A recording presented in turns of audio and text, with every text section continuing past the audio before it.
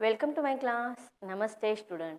बच्चों, आज हम कक्षा 9वीं का अध्ययन करने जा रहे हैं, जिसमें हम क्षितिज भाग 1 इस पाठ्य पुस्तक का अध्ययन करेंगे, जिसमें चैप्टर नंबर 9वां पढ़ रहे हैं, जिसका शीर्षक है साख्या एवं सबद। साख्या एवं सबद इस चैप्टर का यह सेशन नंबर 4 है।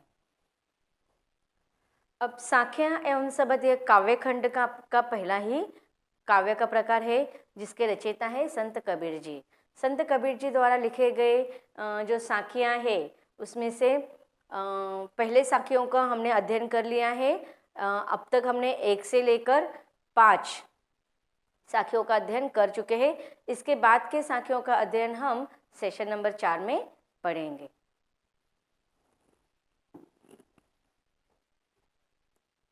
अगला साखी को हम पढ़ते हैं।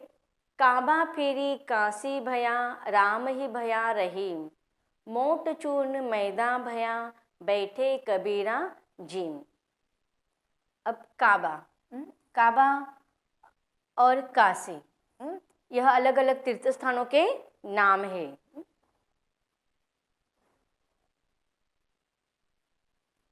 काबा यह मुसलमानों के तीर्थ का स्थान है, पवित्र तीर्थ स्थान माना जाता है। उसी प्रकार काशी भी हिंदू धर्म के जो लोग होते हैं, उनका ये पवित्र स्थान माना जाता है, पवित्र तीर्थ स्थान माना जाता है। राम और रहीम ये भी अलग अलग भगवानों के नाम है। मोट चूर्ण मैदा भया, बैठे कमीरा जीम। जीम का अर्थ होता है खाना। अब यहाँ पर कवि कहते हैं कि संत कबीर जी कहते हैं कि काबा फिरी काशी भया, राम ही भया रहीम। कि मैंने काबा, काशी तथा राम, रहीम, इस चक्कर में मैंने सारे तीर्थ स्थानों को चक्कर काट दिए। उसी प्रकार राम और रहीम के भी मैंने आराधना की, उपासना की, भक्ति की। लेकिन इस सब से मुझे क्या हासिल हुआ? इस चक्कर में मैं पढ़कर और भी उलझ गया, उससे मुझे कुछ भी हासिल नहीं हुआ, बल्कि इस भेदभाव से मैं और भी अटक गया और मैं अपना जीवन का उद्देश्य भूल गया। तो आगे कवि कहते हैं कि मोट चून मैदा भया, बैठी कबीरा जीम। कि देखो, मोट चून मैदा भया। मोट चून मतलब एक खाने का पदार्थ होता है, वो बहुत ही जाड़ा मोटा होता है, लेकिन उसे हम अखाद्य मानकर खाते नहीं है। मैदा, अब गेहूँ का जो आटा होता है उसे पीसा जाता है। अब गेहूँ का आटा जब हम पीसते हैं तो वो पहले बहुत ही मोटा होता है, जाड़ा होता है, उसे हम खा नहीं सकते।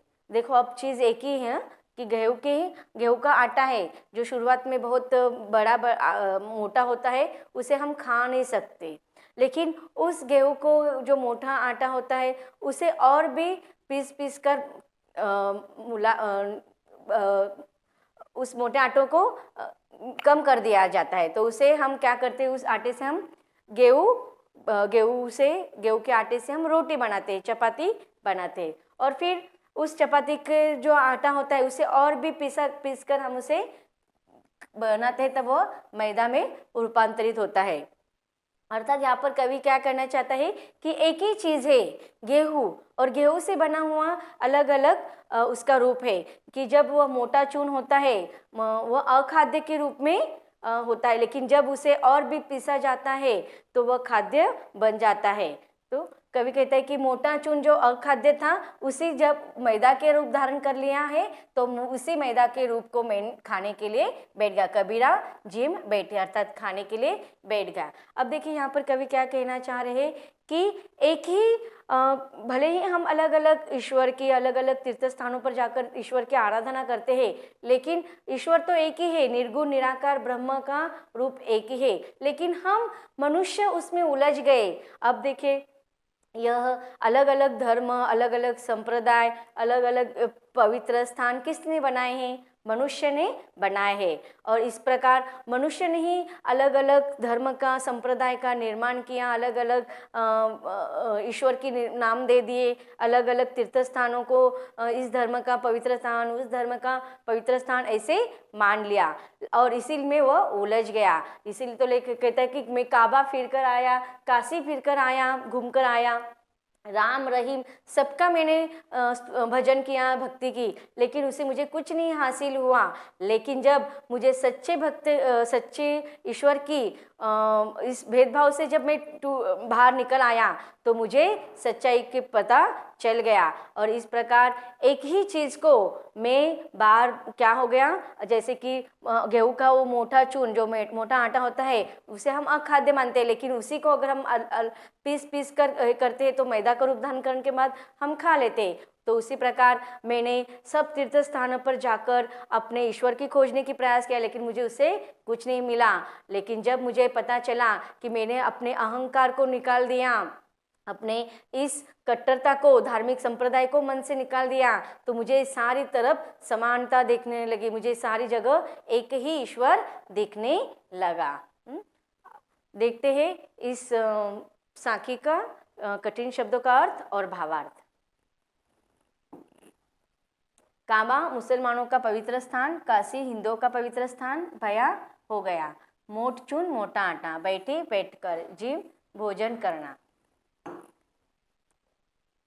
प्रसंग प्रस्तुत पद हमारी पाठ्य पुस्तक क्षितिज भाग 1 से संकलित है और इस साखियां एवं सबत नामक काव्य खंड से यह पद लिया गया है और इसके रचयिता संत कबीर जी है। कवि कहता है कि जब मैं राम रहीम हिंदू मुसलमान के भेद से ऊपर उठ गया तो मेरे लिए काशी तथा काबा में कोई अंतर नहीं रहा। मन की जिस कलुषिता के कारण जिस मोटे आटे को अखाद्य समझ रहा था, अब वही बारीक मैदा हो गया जिसे मैं आराम से खा रहा हूँ। अर्थात मन से सांप्रदायिकता तथा भेदभाव का दुर्भावना समाप्त हो गई। तो इस प्रकार कवि हमें इस साखी के द्वारा यही संदेश देना चाहते हैं कि सांप्रदायिकता तथा भेदभाव के जो कलुषित से मेरा मन भरा हुआ था, इस दुर्भावना से जब मैं ये सारी चीज़ें मेरे मन से निकल गया तो मुझे इन सारी चीज़ों में, ना राम में, ना रहीम में, ना काबा में, ना मस्जिद में, ना काशी में, मुझे कोई अंतर दिखाई नहीं दिया। तो इस पद के द्वारा कवि हमें यही संदेश देना चाहते हैं कि हमारे मन से, कलुषित मन से यह सारे भेदभाव हमें निकाल देने चाहिए।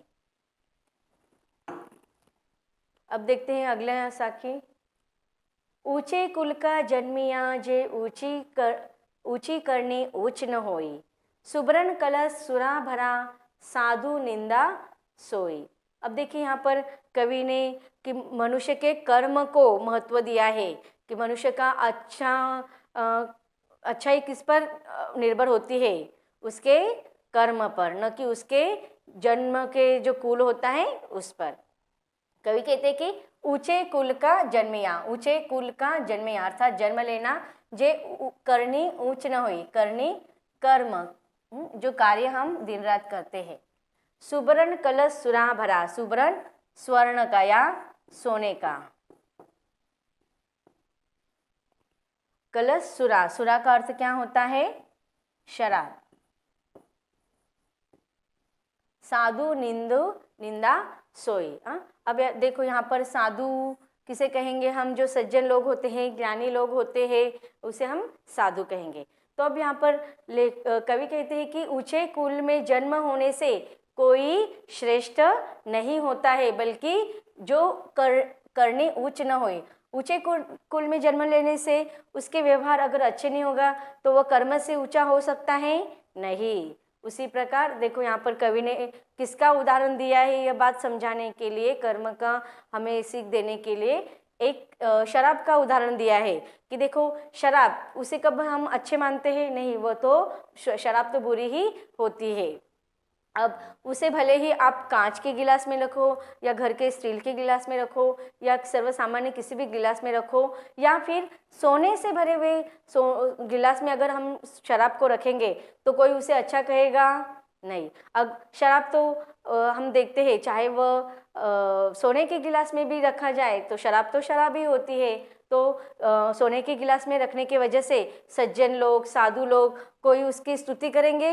नहीं, उसकी निंदा ही करेंगे। तो उसी प्रकार यहाँ पर कवि क्या कहते हैं कि ऊंचे कुल में जन्म होने से केवल मात्र ऊंचे कुल में अगर कोई व्यक्ति जन्म लेता है तो वह अच्छा होता है? नहीं। कोई भी व्यक्ति अपने कर्मों के द्वारा अच्छा बनता है, उसकी स्तुति की जाती है। अच्छे कर्म करो, चाहे वो किसी भी कुल में जन्म ले, लेकिन ऊंचे कुल में जन्म लेने से के बावजूद भी अगर उसका कर्म अच्छा नहीं होगा तो कोई उसकी स्तुति नहीं करेंगे, सब लोग उसकी निंदा ही करेंगे। तो यही भावार्थ हमें कवि इस पद के द्वारा, इस साखी के द्वारा बताना चाहते हैं कि हमें कौन से व्यक्ति को श्रेष्ठ मानना चाहिए। जो ऊंचे कुल में जन्म लिया हुआ है लेकिन उसके कर्म बुरे होंगे तो उसे हम अच्छा कहेंगे?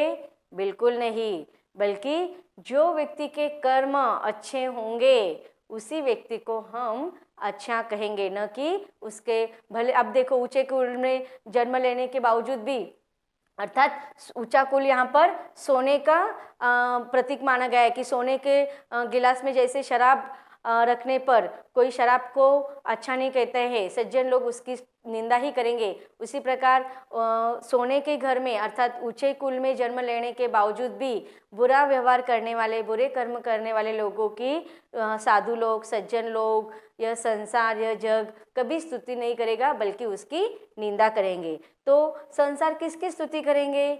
जो मनुष्य की अच्छाई उसके कर्म पर निर्भर होती है। अगर उसके कर्म अच्छे हैं तो चाहे वो किसी भी प्रकार के कुल में जन्म ले, उसके सारे सज्जन ज्ञानी लोग बल्कि यह संसार स्तुति ही करेंगे, न कि निंदा करेंगे। देखते हैं इस साखी में आए हुए कुछ कठिन शब्दों का अर्थ। ऊंचा कुल, अच्छा खानदान, जन्मिया पैदा होकर, करनी कर्म, सुब्रण सोने का, कलश घड़ा, सुरा शराब, निंदा बुराई, सोई उसकी। प्रसंग सेम रहेगा कि प्रस्तुत पद हमारी पाठ्य पुस्तक क्षितिज भाग से ली गई है और साखिया एवं सबत नामक काव्य खंड से है। इसके रचयिता संत कबीर जी है। भावार्थ, कर्मों के महत्व को बताते हुए कवि कहता है कि ऊंचे कुल में जन्म लेने मात्र से कोई व्यक्ति बड़ा नहीं बन जाता है, उसके लिए अच्छे कर्म करने पड़ते हैं। इसी का उदाहरण देते हुए कबीर जी कहते हैं कि सोने के पात्र में शराब भरी हो तो भी सज्जन उसकी निंदा ही करते हैं। तो बच्चों, इस प्रकार हमने अलग अलग साखियों को स्पष्टीकरण के साथ, भावार्थ के साथ समझ लिया है। हमारे साखियाँ यहीं पर खत्म होती है। आगे हम सबद अर्थात पद को अलग अलग सेशन में पढ़ेंगे, लेकिन इसके अगले भाग में।